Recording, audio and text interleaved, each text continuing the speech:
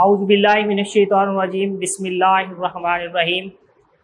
अस्सलाम वालेकुम 10th class. आज का हमारा टॉपिक ऑफ डिस्कशन है combination of capacitors. Combination of capacitors. तो कैपेसिटर्स को कंबाइन करने के दो मेथड है हमारे पास। एक है capacitors in parallel and the second one is capacitor in series. तो आज हम डिस्कस करेंगे कैपेसिटर्स इन पैरेलल कि कैपेसिटर्स को पैरेलल तरीके से किस तरह से जोड़ा जाता है और इनके हमारे पास बेनिफिट क्या होते हैं। तो in this combinations the left plate of each capacitor is connected to the positive terminal of battery by conducting wire.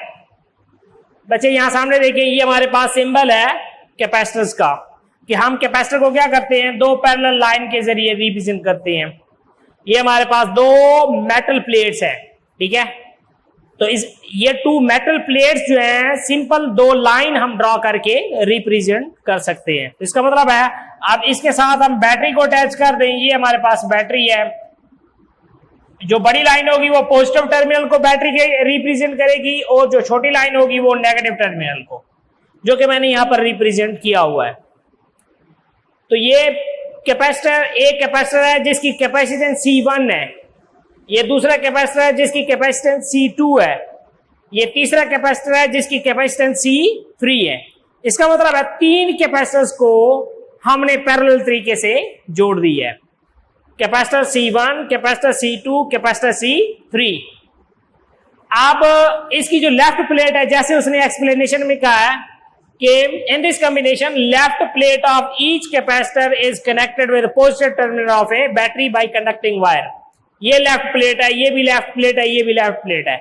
इन तीनों प्लेट्स को हमने बैटरी के पॉजिटिव टर्मिनल के साथ कनेक्ट कर दिया बाय कंडक्टिंग वायर के जरिए। ये हमारे पास वायर है और ये हमारे पास क्या होगा, की स्विच, जिसके जरिए हम इसको ऑन ऑफ करेंगे।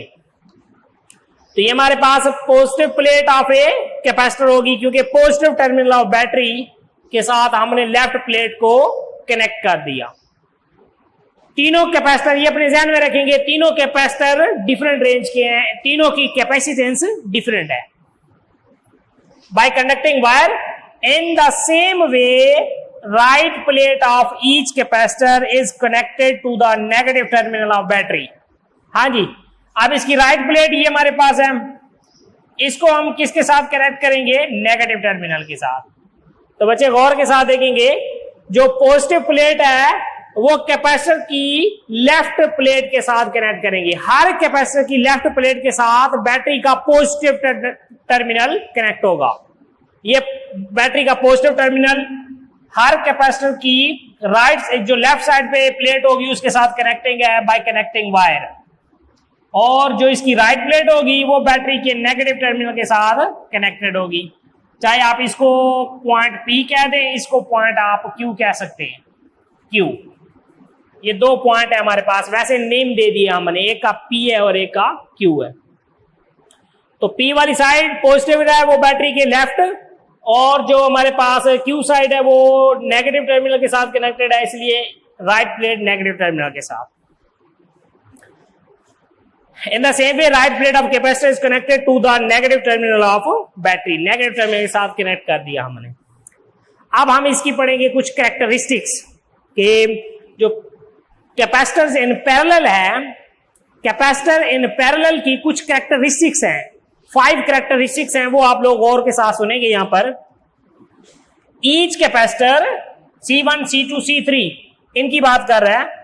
Each capacitor is connected to a battery of voltage V has the same potential difference V across it। अब बच्चे जब हम कैपेसिटर्स को पैरेलल तरीके से कंबाइन करते हैं बैटरी के साथ, तो हर प्लेट कैपेसिटर की हर प्लेट को सेम पोटेंशियल डिफरेंस मिलता है, कितना, जितना बैटरी का होता है। अब V वोल्टेज है, C1 को भी ये V वोल्टेज मिलेंगे, मतलब जितने बैटरी के वोल्टेज होंगे उतने ही इसको मिलेंगे। C2 को भी उतने ही वोल्टेज मिलेंगे जितने बैटरी के वोल्टेज होंगे। थोड़ी सी कंजप्शन हो जाती है, मतलब वो जो वायर है उसकी रेजिस्टेंस होती है कुछ ना कुछ वोल्टेज वहां पर कंज्यूम हो जाते हैं। मिसाल के तौर पर आप कहते हैं कि ये V जो है अगर 5 वोल्ट है, 5 वोल्ट की बैटरी हमने लगाई हुई है, तो यहां पर हो सकता है कि 4.9 वोल्टेज आ रही हो, क्योंकि यहां पर जो हमारे पास वायर है इसकी भी अपनी रेजिस्टेंस होती है, कुछ ना कुछ उसमें वोल्टेज कंज्यूम हो जाती है। तो C2 को भी वही वोल्टेज मिलेंगे, C3 को भी वही वोल्टेज। क्यों? क्योंकि यहां से देखिए आप लोग, तीनों कैपेसिटर जो है डायरेक्ट कनेक्टेड है बैटरी के साथ, बैटरी के पॉजिटिव टर्मिनल के साथ डायरेक्ट कनेक्टेड है। तो इसलिए each capacitor connected to a battery of voltage V has same potential difference V across it. इनके अक्रॉस पोटेंशियल का डिफरेंस सेम होगा पैरेलल में। इसको भी पूरे वोल्टेज मिलेंगे, इसको भी और इसको भी, क्योंकि ये डायरेक्ट कनेक्टेड है बैटरी के साथ। बैटरी के साथ डायरेक्ट कनेक्टेड है, इनडायरेक्ट नहीं है। तो इसलिए अगर आप कहते हैं कि यहां पर पोटेंशियल का डिफरेंस V1 है, यहां पर V2 है, यहां पर V3 है, तो वो तीनों जो पोटेंशियल डिफरेंस है वो किसके इक्वल होंगे? बैटरी के वोल्टेज। इसके अक्रॉस भी 5 वोल्ट है, तो आप 4.9 कह सकते हैं या 5 कह सकते हैं, वो 0.1 जो है वो इग्नोरेबल है। तो आप ये कह सकते हैं कि जितना बैटरी का वोल्टेज होगा उतना ही तीनों कैपेसिटर के अक्रॉस होगा, सेम पोटेंशियल डिफरेंस। पहली कैरेक्टरिस्टिक्स क्लियर हो गई। दूसरी, charge Q will be different due to different value of capacitance. हाँ जी, जो यहां से चार्जेस मूव करेंगे वो डिस्ट्रीब्यूट हो जाएंगे, वो चार्ज डिस्ट्रीब्यूट हो जाएंगे। इसके across Q1, Q2, Q3। Charge क्यों? क्योंकि कैपेसिटर्स जो हैं उनकी कैपेसिटेंस डिफरेंट है। Different value of capacitance can store different value of charge. तो यहां पर Q1, यहां पर Q2, Q3 चार्ज डिस्ट्रीब्यूट हो जाएंगे। नंबर ऑफ चार्जेस जो है वो डिस्ट्रीब्यूट हो जाएंगे तीनों कैपेसिटर के अलावा। Charge will be different due to different value of capacitance. Capacitance की डिफरेंट वैल्यू होने की वजह से चार्ज डिस्ट्रीब्यूट हो जाएंगे। मतलब जितने बैटरी के अंदर टोटल नंबर ऑफ चार्ज होंगे वो इन तीनों कैपेसिटर्स के अलॉन्ग होंगे, इसके अलॉन्ग, इसके अलॉन्ग और इसके along. Third property, the total charge Q supplied by the battery is divided among various capacitors. कि टोटल जो चार्ज होंगे वो तीनों कैपेसिटर के अलॉन्ग डिवाइड हो जाएंगे, इसलिए हम इसको लिख सकते हैं Q is equal to Q1 plus Q2 plus Q3। अब जैसे हम इसके साथ बैटरी पॉजिटिव टर्मिनल आएगा ड्यू टू कंडक्शन, ठीक है, इसके ऊपर कौन सा चार्ज आएगा? नेगेटिव। अब दरमियान में इंसुलेटर के तौर पर आप एयर भी पुट कर सकते हैं। इंसुलेटर क्या करता है? दोनों प्लेट्स के दरमियान उसकी कैपेसिटेंस को इंक्रीज करता है। अगर हम इंसुलेटर यूज करेंगे तो वो ज्यादा बेस्ट होगा। अदरवाइज एयर भी एज ए इंसुलेटर के तौर पर इस्तेमाल की जाती है, क्योंकि हमें पता है कि air is a bad conductor, ठीक है, बैड कंडक्टर है हमारे पास, या इंसुलेटर है एयर, एक ही बात है।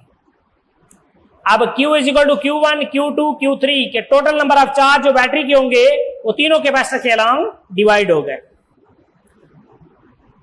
तो जब हमने कैपेसिटर और कैपेसिटेंस पढ़ा था उसमें हमने फार्मूला पढ़ा था Q is equal to CV। Q charge है, C कैपेसिटेंस है और V वोल्टेज है। यहां से आप Q is equal to CV कह सकते हैं। Q is equal to Q1 है, C1V प्लस Q2 है, C2V, Q3 है, C3V। अब बच्चे मैंने V1, V2, V3 क्यों नहीं लिखा? क्योंकि पोटेंशियल का डिफरेंस सेम है, इसलिए V1 भी V के इक्वल है, V2 भी V के इक्वल है और V3 भी V के इक्वल है। तो इसलिए पोटेंशियल का डिफरेंस सेम है, इसलिए हमने यहां पर V1, V2, V3 नहीं लिखा। बट जो कैपेसिटेंस डिफरेंट है इसलिए हमने Q1 की जगह C1V लिखा है, Q2 की जगह C2V लिखा है, इस फार्मूले के अकॉर्डिंग, ठीक है। इन तीनों में जो वोल्टेज है वो सेम है, इसका मतलब हम इसको बाहर ले सकते हैं, कॉमन ले लिया, V1, V2, V तीनों में है तो कॉमन ले लिया। इसे नेक्स्ट स्टेप में हम क्या करेंगे? V इधर मल्टीप्लाई हो रहा है, नीचे जाके इक्वल की दूसरी साइड पे जाके डिवाइड हो जाएगा। Q over V is equal to C1 plus C2 plus C3। अब इस यहां से ही आप लोग Q over V is equal to किसके इक्वल है? सी के, सी कैपेसिटेंस है, तो Q ओवर V की जगह आप लोग C पुट कर सकते हैं, बट ये C क्या होगा, we can replace parallel combination of capacitor with one equivalent capacitance, कि टोटल कैपेसिटेंस को C इक्विवेलेंट कहेंगे, equivalent capacitance of all the capacitor that are connected in parallel. C1, C2, C3 जो है ये C के equal होगा और वो C इक्विवेलेंट होगा। हम लिख सकते हैं इसको Q ओवर V जो है, Q ओवर V C है, लेकिन ये C इक्विवेलेंट होगा, तमाम कैपेसिटर्स की कैपेसिटेंस को रिप्रेजेंट करेगा।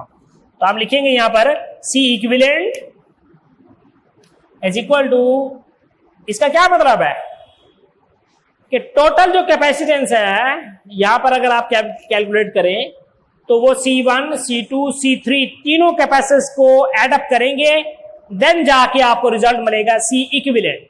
C equivalent is equal to C1 plus C2 plus C3, मतलब तीन कैपेसिटर्स की कैपेसिटेंस को जब आप ऐड करेंगे तो वो C इक्विवेलेंट के बराबर होगा। ये तो वो बच्चे तीन कैपेसिटर्स को हमने पैरेलल तरीके से ऐड अप किया है, इसी तरह से नंबर ऑफ कैपेसिटर्स जितने भी हो उनको ऐड अप किया जा सकता है। फॉर n कैपेसिटर्स के लिए C equivalent C1, C2, C3 dot dot dot Cn तक, मतलब any desired value of capacitors को इसी तरह से कनेक्ट किया जा सकता है। तो C इक्विवेलेंट जो है, फिफ्थ इसकी प्रॉपर्टी देखेंगे, ये बात समझने वाली है, इंपॉर्टेंट एमसीक्यूज भी है, कि जो C इक्विवेलेंट होगा, C equivalent of A parallel plate capacitors is greater than any of individual capacitance of capacitor, that is C1 जो है, C इक्विवेलेंट जो है C1 से ग्रेटर होगा इंडिविजुअल के साथ कंपेयर अगर करेंगे तो, क्योंकि C इक्विवेलेंट क्या होता है, इन तमाम को एड अप करेंगे C इक्विवेलेंट आएगा। तो अगर C इक्विवेलेंट को अकेले C के C1 के साथ कंपेयर करें तो C इक्विवेलेंट ग्रेटर होगा। फिफ्थ प्रॉपर्टी के ऊपर गौर करेंगे, equivalent capacitance of a parallel plate capacitor is greater than any of individual capacitance of capacitor, मतलब अगर आप इसके साथ C इक्विवेलेंट का कंपेयर करें इसके साथ तो C इक्विवेलेंट ग्रेटर होगी C1 से, या C2 के साथ करें देन C इक्विवेलेंट ग्रेटर होगी, या C3 के साथ कंपेयर करें देन C इक्विवेलेंट क्या होगी, ग्रेटर होगी। तो बच्चों ये 5 प्रॉपर्टीज थी पैरेलल प्लेट कैपेसिटर्स की। इंपॉर्टेंट लॉन्ग क्वेश्चन है, डिटेल के साथ इसको बैठ के आप लोग अच्छे तरीके से रीड करेंगे और इसकी जो मैथमेटिकल है उसकी आप क्या करेंगे, प्रैक्टिस करेंगे। अल्लाह हाफिज।